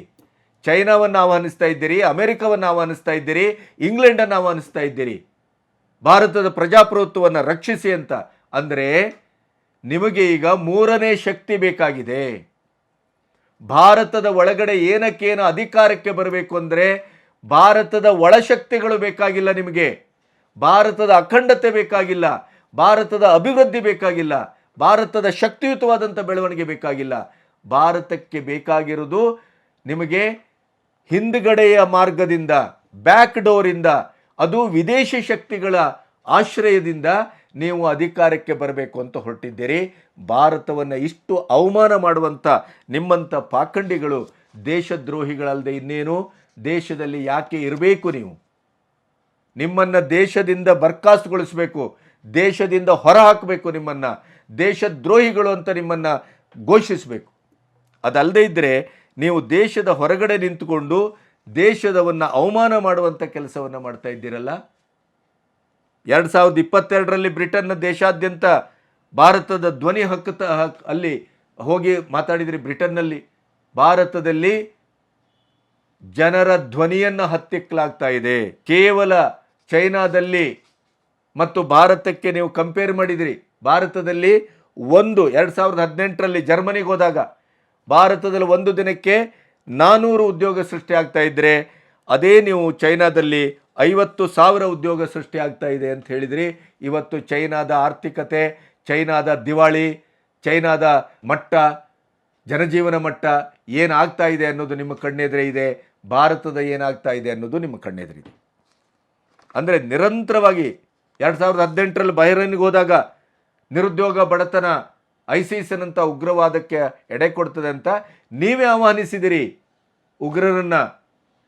ಅದೇ 2017ರಲ್ಲಿ ದ್ವೇಷ, ಹಿಂಸಾಚಾರ ರಾಜಕಾರಣದ ಒಂದು ಮಾದರಿಯಾಗಿದೆ ಭಾರತದಲ್ಲಿ ಅಂತ 2017ರಲ್ಲಿ ಹೇಳಿದ್ರಿ. ಎಲ್ಲಿ ದ್ವೇಷ ಇತ್ತು? ಎಲ್ಲಿ ಹಿಂಸಾಚಾರ ಇತ್ತು? ಏನಂತ ಭಾವಿಸಿದಿರಿ? ಏನು ಮಾಡಲಿಕ್ಕೆ ಹೊರಟಿದ್ರಿ ಕೊನೆಗೂ? ಇಲ್ವಾನೋ ಉಮರನ್ನು ಯಾಕೆ ಭೇಟಿಯಾದ್ರಿ? ಭಾರತದ ವಿರೋಧಿ ಶಕ್ತಿಗಳೊಟ್ಟಿಗೆ ಯಾಕೆ ಕೈ ಮಿಲಾಯಿಸ್ತಾ ಇದ್ದೀರಿ? ಖಲಿಸ್ತಾನಗಳೊಟ್ಟಿಗೆ ಯಾಕೆ ಕೈಯನ್ನು ಜೋಡಿಸ್ತಾ ಇದ್ದೀರಿ? RSS ಅನ್ನು ಹಳಿಲಿಕ್ಕೆ ನಿಮಗೆ ಅಮೆರಿಕದ ನೆಲ ಆಗಬೇಕೇನೋ? ನಿಮಗೆ ಉಳಿಗಾಲ ಇರುವುದಿಲ್ಲ. ಭಾರತ ಬದಲಾಗ್ತಾ ಇದೆ. ಸಾರ್ವಜನಿಕವಾಗಿ ಆಕ್ರೋಶ ವ್ಯಕ್ತಪಡಿಸ್ತಾ ಇದ್ದಾರೆ. ಪ್ರತಿಯೊಬ್ಬರು ನಿಮ್ಮನ್ನು ದೇಶದಿಂದ ಒದ್ದೋಡಿಸಬೇಕು ಅಂತ ಹೇಳ್ತಾ ಇದ್ದಾರೆ. ಇಲ್ವಾನ ಉಮರನ್ನು ಭೇಟಿಯಾದದ್ದನ್ನು ಕೂಡ ನಿಮ್ಮ ದುಷ್ಟ ಕಾಂಗ್ರೆಸ್ ಶಕ್ತಿಗಳು ಸಮರ್ಥನೆ ಮಾಡ್ಕೊಳ್ತಾ ಇದೆ. ಎಲ್ಲಿದ್ದೀರಿ? ಎಲ್ಲಿಗೆ ಹೋಗ್ತಾ ಇದ್ದೀರಿ? ಏನು ಮಾಡಬೇಕು ಅಂತ ಹೊರಟಿದ್ದೀರಿ? ಜಾತಿಯನ್ನು ರೈಲ್ವೆ ಇಲಾಖೆಯಲ್ಲಿ, ಫ್ಯಾಷನ್ ಒಂದು ಸಂಬಂಧಪಟ್ಟಂಥ ಸೌಂದರ್ಯ ಸ್ಪರ್ಧೆಯಲ್ಲಿ, ಒಂದು ಪರಂಪರಾಗತವಾಗಿ ಮಾಡ್ಕೊಬಂದಂಥ ಆರ್ಥಿಕ ಇಲಾಖೆಯಲ್ಲಿ ಆ ಹಲ್ವಾ ಮಾಡುವಂಥ ಸಂದರ್ಭದಲ್ಲಿ ಅಲ್ಲಿ ದಲಿತರಿಲ್ಲ, ಬುಡಕಟ್ಟು ಜನಾಂಗದವರಿಲ್ಲ, OBC ಅವರಿಲ್ಲ ಅಂತೀರಿ. ಪರೀಕ್ಷೆಯ ಪ್ರಶ್ನೆ ಪತ್ರಿಕೆಯನ್ನು ಮಾಡುವವರೆಲ್ಲ ಮೇಲ್ವರ್ಗದವರು, ಆದ್ದರಿಂದ ಮೇಲ್ವರ್ಗದವರೇ ಪಾಸ್ ಆಗ್ತಾ ಇದ್ದಾರೆ ಅಂತಿದ್ದೀರಿ. 58 ವರ್ಷ ಏನು ತೆಪ್ಪುಗುದ್ದಿದ್ರಾ? ಗೂಟ ಹೊಡ್ಕೊಂಡು ಕೂತಿದ್ರಲ್ಲ 75 ವರ್ಷ ಅಲ್ಲ 58 ವರ್ಷ. ಏನು ಮಾಡಿದ್ರಿ? ನೀವು ಯಾಕೆ ಮಾಡಲಿಲ್ಲ? ನಿಮ್ಮ ಹಿರಿಯರು ಯಾಕೆ ಮಾಡಿಲ್ಲ? ಕೇವಲ ದೇಶದ ಹಣವನ್ನು, ದೇಶದ ಜನರ ಲೂಟಿ ಮಾಡುವುದನ್ನು, ಅವರನ್ನು ಅಜ್ಞಾನದಲ್ಲಿ, ಅನಕ್ಷರಸ್ಥತೆಯಲ್ಲಿ ಇಡುವ ಮೂಲಕ ವೋಟ್ ಬ್ಯಾಂಕ್ ರಾಜಕಾರಣವನ್ನು ಮಾಡೋದ್ರಲ್ಲಿ ಕಳೆದ್ರಲ್ಲ. ದೇಶದ ಅಭಿವೃದ್ಧಿಯ ಬಗ್ಗೆ ಒಂದು ಇಂಚು ಮಾತಾಡಿಲ್ಲ. ಇವತ್ತು ಬಿಟ್ಟಿ ಭಾಗ್ಯಗಳನ್ನು ಇಟ್ಕೊಂಡು ಹಿಮಾಚಲ ಆಲ್ರೆಡಿ ದಿವಾಳಿ, ಪಂಜಾಬ್ ದಿವಾಳಿ, ಆಪ್ ಸರ್ಕಾರ ಈಗಾಗಲೇ ದೆಹಲಿಯನ್ನು ದಿವಾಳಿ ಮಾಡಿ ಆಗಿದೆ, ಕರ್ನಾಟಕ ದಿವಾಳಿ ಅಂಚಿನಲ್ಲಿದೆ. ಅದರ ಬಗ್ಗೆ ಮಾತಾಡೋದಿಲ್ಲ. ಒಂದು ಶಕ್ತ ಭಾರತವನ್ನು, ಅಭಿವೃದ್ಧಿ ಹೊಂದಿದ ಭಾರತವನ್ನು ಕಟ್ಟಬೇಕು ಅಂತ ನಿಮ್ಮ ಹತ್ರ ಬ್ಲೂ ಪ್ರಿಂಟ್ ಇಲ್ಲ. ಕಾಂಗ್ರೆಸ್ಸಿನ ಆ ಬ್ಲೂ ಪ್ರಿಂಟನ್ನು ಇಟ್ಕೊಂಡು ನೀವು ವಿದೇಶದಲ್ಲಿ ಮಾತಾಡೋದಿಲ್ಲ. ದೇಶವನ್ನು ನಿಂದಿಸ್ತೀರಿ, ದೇಶವನ್ನು ಅವಮಾನಿಸ್ತೀರಿ, ದೇಶವನ್ನು ಅಭದ್ರಗೊಳಿಸ್ತೀರಿ. ಮೂರನೇ ವಿದೇಶಿ ಶಕ್ತಿಯನ್ನು ದೇಶಕ್ಕೆ ಆಹ್ವಾನಿಸ್ತಾ ಇದ್ದೀರಿ. ತಲೆ ಕೆಟ್ಟವರು ಮಾತ್ರ ಮಾಡಲಿಕ್ಕೆ ಸಾಧ್ಯ. ಇದು ಬಾಲಿಶತನ ಅಲ್ಲ, ಇದು ಪಪ್ಪು ರಾಹುಲ್ ಅಲ್ಲ, ಇದು ದೇಶವನ್ನು ಅಭದ್ರಗೊಳಿಸುವ ಆತಂಕಿತ ಒಬ್ಬ ರಾಹುಲ್ ಅನ್ನೋದನ್ನು ಈ ದೇಶ ಯಾವತ್ತೂ ಮರೆಯಬಾರದು. ಒಬ್ಬ ವಿರೋಧ ಪಕ್ಷದ ನಾಯಕನಾಗಿ ಸಾಂವಿಧಾನಿಕವಾದಂಥ ಹುದ್ದೆಯಲ್ಲಿದ್ದಂಥ ಮನುಷ್ಯ ವಿದೇಶಿ ವಿರೋಧಿ ದೇಶ ವಿರೋಧಿ ಶಕ್ತಿಗಳೊಟ್ಟಿಗೆ ಕೈ ಜೋಡಿಸುವ ಮತ್ತು ಅದಕ್ಕೆ ಪಂಥಾಹ್ವಾನವನ್ನು ಕೊಡುವ, ಯಾಕೆಂದರೆ ಅಮೆರಿಕ ಇವತ್ತು ಭಾರತಕ್ಕೆ ಬೆಂಕಿ ಇಡಲಿಕ್ಕೆ ಕಾಯ್ತಾ ಇದೆ. ಅಂಥ ಸಂದರ್ಭದಲ್ಲಿ ಏನೇನೆಲ್ಲ ಮಾತಾಡ್ತೀರಿ? ಅದರ ಜೊತೆಗೆ ಅತ್ಯಂತ ಭಯಾನಕವಾದದ್ದು ಮತ್ತು ಕಾನೂನು ವಿರೋಧಿಯಾದದ್ದು, ಸಂವಿಧಾನ ವಿರೋಧಿಯಾದದ್ದು, ದೇಶ ವಿರೋಧಿಯಾದದ್ದು ಚುನಾವಣಾ ಆಯೋಗದ ಅದರ ನ್ಯಾಯಸಮ್ಮತವಾದಂಥ ಒಂದು ಕಾರ್ಯಾಚರಣೆಯ ಬಗ್ಗೆ, ಟ್ರಾನ್ಸ್ಪರೆನ್ಸಿಯ ಬಗ್ಗೆ ತಾವು ಮಾತಾಡಿದ್ದೀರಿ ರಾಹುಲ್ ಗಾಂಧಿಯವರೇ. ಅದು ವಿದೇಶಿ ನೆಲದಲ್ಲಿ. ಇಲ್ಲಿ ಯಾಕೆ ಮಾತಾಡಿಲ್ಲ?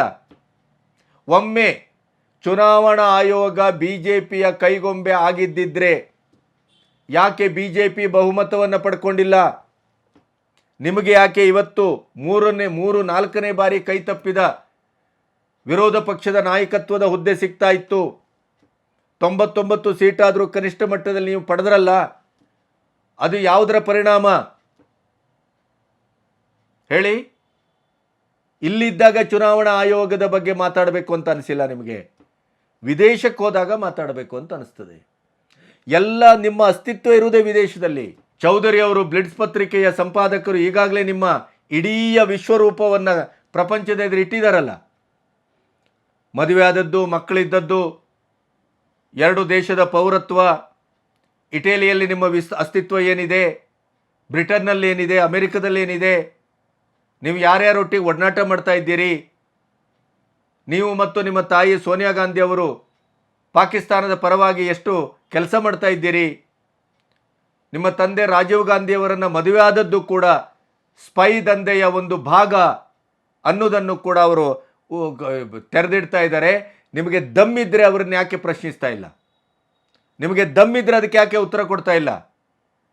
ತಲೆಮರೆಸ್ಕೊಂಡು ಓಡಾಡ್ತಾ ಇದ್ದೀರಲ್ಲ. ದೇಶವನ್ನು ಲೂಟಿ ಹೊಡೆದಿದ್ದೀರಿ, ದೇಶದ ಜನರ ಆತ್ಮ ಸಂಸ್ಕಾರವನ್ನು ಕಂಪ್ಲೀಟಾಗಿ ಬರ್ಬಾದ್ ಮಾಡಿದ್ದೀರಿ, ದೇಶದ ಅಸ್ಮಿತೆಯನ್ನು ಸಂಪೂರ್ಣವಾಗಿ ನಾಶ ಮಾಡಿದ್ದೀರಿ, ಬಹುಸಂಖ್ಯಾತರ ಇಡೀ ಧಾರ್ಮಿಕ ಆಶಯ ಬದ್ಧತೆ ಅವರ ನಂಬಿಕೆಯನ್ನು ಸಂಪೂರ್ಣವಾಗಿ ನಿರ್ನಾಮ ಮಾಡಿದ್ದೀರಿ. ಈ ದೇಶವನ್ನು ಬಹುಸಂಖ್ಯಾತರ ಪರವಾಗಿ ಅಲ್ಲ, ಅಲ್ಪಸಂಖ್ಯಾತರ ಪರವಾಗಿ ಮುಂದೊಂದಿನ ಅದನ್ನು ಸಂಪೂರ್ಣವಾಗಿ ಕಟ್ಟುವ ಎಲ್ಲ ಹುನ್ನಾರದೊಟ್ಟಿಗೆ ನೀವು ರಾಜಕೀಯವನ್ನು ಮಾಡ್ತಾ ಇದ್ದೀರಿ. ಧಾರ್ಮಿಕ ಸ್ವಾತಂತ್ರ್ಯದ ಬಗ್ಗೆ ಮಾತಾಡ್ತೀರಿ, ಚುನಾವಣಾ ಆಯೋಗದ ಬಗ್ಗೆ ಮಾತಾಡ್ತೀರಿ, ಪ್ರಜಾಪ್ರಭುತ್ವದ ಬಗ್ಗೆ ಮಾತಾಡ್ತೀರಿ, ಸಂವಿಧಾನದ ಬಗ್ಗೆ ಮಾತಾಡ್ತೀರಿ. ಕನಿಷ್ಠ ಮಟ್ಟದ ಸಂವಿಧಾನದ ಆಶಯವನ್ನು ವಿದೇಶಿ ನೆಲದಲ್ಲಿ ಒಬ್ಬ ವಿರೋಧ ಪಕ್ಷದ ನಾಯಕನಾಗಿ ತಾನು ಅನುಸರಿಸಬೇಕು ಅನ್ನುವಂಥ ಕನಿಷ್ಠ ಪ್ರಜ್ಞೆ ಇಲ್ಲದೆ ಇದ್ದಂಥ ದೇಶ ವಿರೋಧಿ ನೀವು, ಸಂವಿಧಾನ ವಿರೋಧಿ, ಪ್ರಜಾಪ್ರಭುತ್ವದ ವಿರೋಧಿ, ಜನ ವಿರೋಧಿ, ಜನರ ಆಶಯದ ವಿರೋಧಿ. ನಿಮಗೆ ತಾಕತ್ತಿದ್ರೆ ನಿಮಗೆ ಈ ನೆಲದಲ್ಲಿ ಮಾತಾಡಿ. ಜಾತಿ ಗಣತಿ ಅಂತೀರಿ. UPA ಸರ್ಕಾರ ಮತ್ತು ಕಾಂಗ್ರೆಸ್ಸಿನ ಸಿದ್ದು ಅವರ ಸರ್ಕಾರದಲ್ಲಿ ಜಾತಿ ಗಣತಿ ಮಾಡಿದ್ದನ್ನು ಬಹಿರಂಗಗೊಳಿಸಲಿಕ್ಕೆ ಆಗದೇ ಇದ್ದಂಥ ಷಂಡ್ರು ನೀವು. ಈಗ ಜಾತಿ ಗಣತಿ ಬಗ್ಗೆ ಮಾತಾಡ್ತೀರಿ, ಬಡತನದ ಬಗ್ಗೆ ಮಾತಾಡ್ತೀರಿ. 75 ವರ್ಷದಲ್ಲಿ 58 ವರ್ಷ ಆಡಳಿತ ಮಾಡಿದಿರಿ. ಎಲ್ಲಿ ಬಡತನ ನಿರ್ಮೂಲನೆ ಮಾಡಿದಿರಿ ನೀವು? ಎಲ್ಲಿ ಆರ್ಥಿಕವಾಗಿ ಗಟ್ಟಿ ಮಾಡಿದಿರಿ ದೇಶವನ್ನು? ಎಲ್ಲಿ ಇಡೀ ಭಾರತವನ್ನು ಅಖಂಡ ಭಾರತವಾಗಿ ಕಟ್ಟುವ ಒಂದು ಪ್ರಯತ್ನವನ್ನು ನೀವು ಮಾಡಿದ್ರಾ? ಮಾಡಿಲ್ಲ. ಪಾಕಿಸ್ತಾನದೊಟ್ಟಿಗೆ ಸೇರ್ಕೊಳ್ತಿದ್ದೀರಿ. ಪಾಕಿಸ್ತಾನದ ಎಲ್ಲ ಭಯೋತ್ಪಾದಕರೊಟ್ಟಿಗೆ ನಿಮ್ಮ ನಂಟಿದೆ. ಇಲ್ವಾನ ಉಮರನ್ನು ನೀವು ಭೇಟಿಯಾಗಿದ್ದೀರಿ ಅಂತಂದರೆ, ಪಾಕ್ ಪರವಾಗಿದ್ದಂಥ ದೇಶ ವಿರೋಧಿ ಒಂದು ಮಹಿಳೆಯನ್ನು ನೀವು ಭೇಟಿಯಾಗಿದ್ದೀರಿ ಅಂತಾದರೆ, ನಿಮ್ಮ ಒಟ್ಟು ಮನೋಭಾವ ಮತ್ತು ನಿಮ್ಮ ಆಶಯ, ನಿಮ್ಮ ನಿಲುವು, ನಿಮ್ಮ ನೀತಿ ಏನು ಅನ್ನೋದನ್ನು ದೇಶಕ್ಕೆ ನೀವು ಸ್ಪಷ್ಟವಾಗಿ ತೋರಿಸಿದ್ದೀರಿ. ಅಮೆರಿಕದ ದುಷ್ಟಶಕ್ತಿಗಳೊಟ್ಟಿಗೆ ಕೈ ಜೋಡಿಸ್ತೀರಿ. ಭಾರತದಲ್ಲಿ ಅತ್ಯಂತ ಸಮರ್ಥವಾಗಿ ಸಮಗ್ರವಾಗಿ ತಮ್ಮ ಧಾರ್ಮಿಕ ಆಶಯದೊಂದಿಗೆ ಬದುಕ್ತಾ ಇರುವಂಥ ಸಿಖ್ಖರನ್ನು ಎತ್ತುಕಟ್ಟಲಿಕ್ಕೆ ಹೊರಟಿದ್ದೀರಿ. ಬಿಕಾಸ್ ಆಫ್ ಹರಿಯಾಣ ಚುನಾವಣೆ, ಅಲ್ಲಿ ಸಿಖ್ಖರ ಮತ ಜಾಸ್ತಿ ಇದೆ, ಅವರನ್ನು ಓಲೈಸಲಿಕ್ಕೆ ಹೊರಟಿದ್ದೀರಿ. ನಿಮ್ಮದು ಓಲೈಕೆ ರಾಜಕಾರಣವೇ. ದೇಶ ವಿರೋಧಿಗಳೊಟ್ಟಿಗೆ ಕೈ ಜೋಡಿಸ್ತೀರಿ ಅನ್ನೋದು ಈ ದೇಶದ ಉತ್ತಮ ಸ್ಥಿತಿಗೆ ತರುವುದಕ್ಕಾಗಲ್ಲ. ಇದೇ ಮೋದಿ ಸರ್ಕಾರ ಸಮರ್ಥವಾಗಿ ಮುಂದುವರೆದರೆ ನಮಗೆ ದೇಶವನ್ನು ಲೂಟಿ ಮಾಡುವಂಥ ಯಾವ ಅವಕಾಶವೂ ನಮಗೆ ಸಿಗುವುದಿಲ್ವಲ್ಲ ಅನ್ನುವಂಥ ಪರಿತಪಿಕೆ ಹುಚ್ಚಿಡಿದಿದೆ ನಿಮಗೆ ಅಧಿಕಾರದ್ದು. ಆದ್ದರಿಂದ ನೀವು ವರ್ತಿಸ್ತಾ ಇರುವ ರೀತಿಯನ್ನು ನೋಡಿದರೆ ನಿಮ್ಮನ್ನು ಮತಿಗೆಟ್ಟ ರಾಜಕಾರಣಿ ಅನ್ನಬೇಕೋ ಅಥವಾ ಮಿದುಳಿಲ್ಲದ ರಾಜಕಾರಣಿ ಅನ್ನಬೇಕೋ ಅಥವಾ ದೇಶದ ಅನ್ನ, ದೇಶದ ನೀರು, ದೇಶದ ನೆಲ, ದೇಶದಲ್ಲೇ ನಿಮಗೆ ಅಸ್ತಿತ್ವ ಇರುವಂಥದ್ದು, ಸ್ವಾತಂತ್ರ್ಯ ಸಂಗ್ರಾಮದಲ್ಲಿ ಮಹತ್ವದ ಪಾತ್ರವನ್ನು ನಾವು ವಹಿಸಿದ್ದೇವೆ ಅಂತ ಹೇಳಿಕೊಳ್ಳುವಂಥ ಬೂಟಾಟಿಕೆಯ ಕಾಂಗ್ರೆಸ್ನವರು ನೀವು ವಿದೇಶಿ ನೆಲದಲ್ಲಿ ದೇಶವನ್ನು ಅವಮಾನಗೊಳಿಸ್ತೀರಿ. ದೇಶದ ಟ್ರಾನ್ಸ್ಪರೆಂಟ್ ಆಗಿ ಕೆಲಸ ಮಾಡುವಂಥ ಇಡೀ ಪ್ರಪಂಚದಲ್ಲೇ ಒಂದು ಹೆಗ್ಗಳಿಕೆಯನ್ನು ಪಡೆದಂಥ ಚುನಾವಣಾ ಆಯೋಗವನ್ನು ದುರ್ಬಲಗೊಳಿಸ್ತೀರಿ. ನಮ್ಮ ಸಂವಿಧಾನವನ್ನು ದುರ್ಬಲಗೊಳಿಸುವ ಕೆಲಸ ಮಾಡ್ತೀರಿ. ಎಷ್ಟು ನಾಲ್ಗೆ ರೀ ನಿಮಗೆ, ಎಷ್ಟು ನಾಲ್ಗೆ, ಏನು ಮಾಡಲಿಕ್ಕೆ ಹೊರಟಿದ್ದೀರಿ? ದಯವಿಟ್ಟು ಜನರೇ, ಬಹುಸಂಖ್ಯಾತರೇ, ಈಗಲಾದರೂ ಈ ರಾಹುಲ್ ಗಾಂಧಿ ಅನ್ನುವ ಪಟ್ಟಿಂಗನನ್ನು ಅರ್ಥ ಮಾಡ್ಕೊಳ್ಳಿ, ದೇಶ ವಿರೋಧಿಯ ಅರ್ಥ ಮಾಡ್ಕೊಳ್ಳಿ.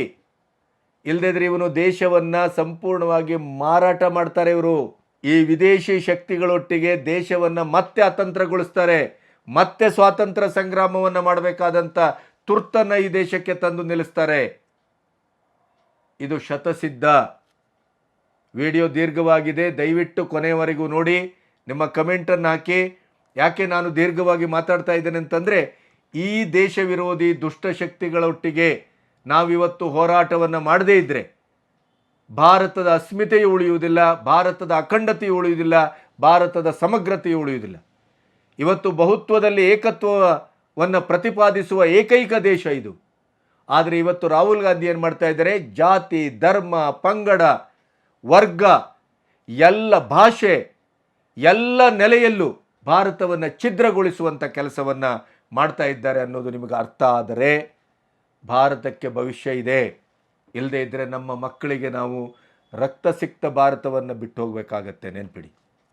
ನಮಸ್ತೆ.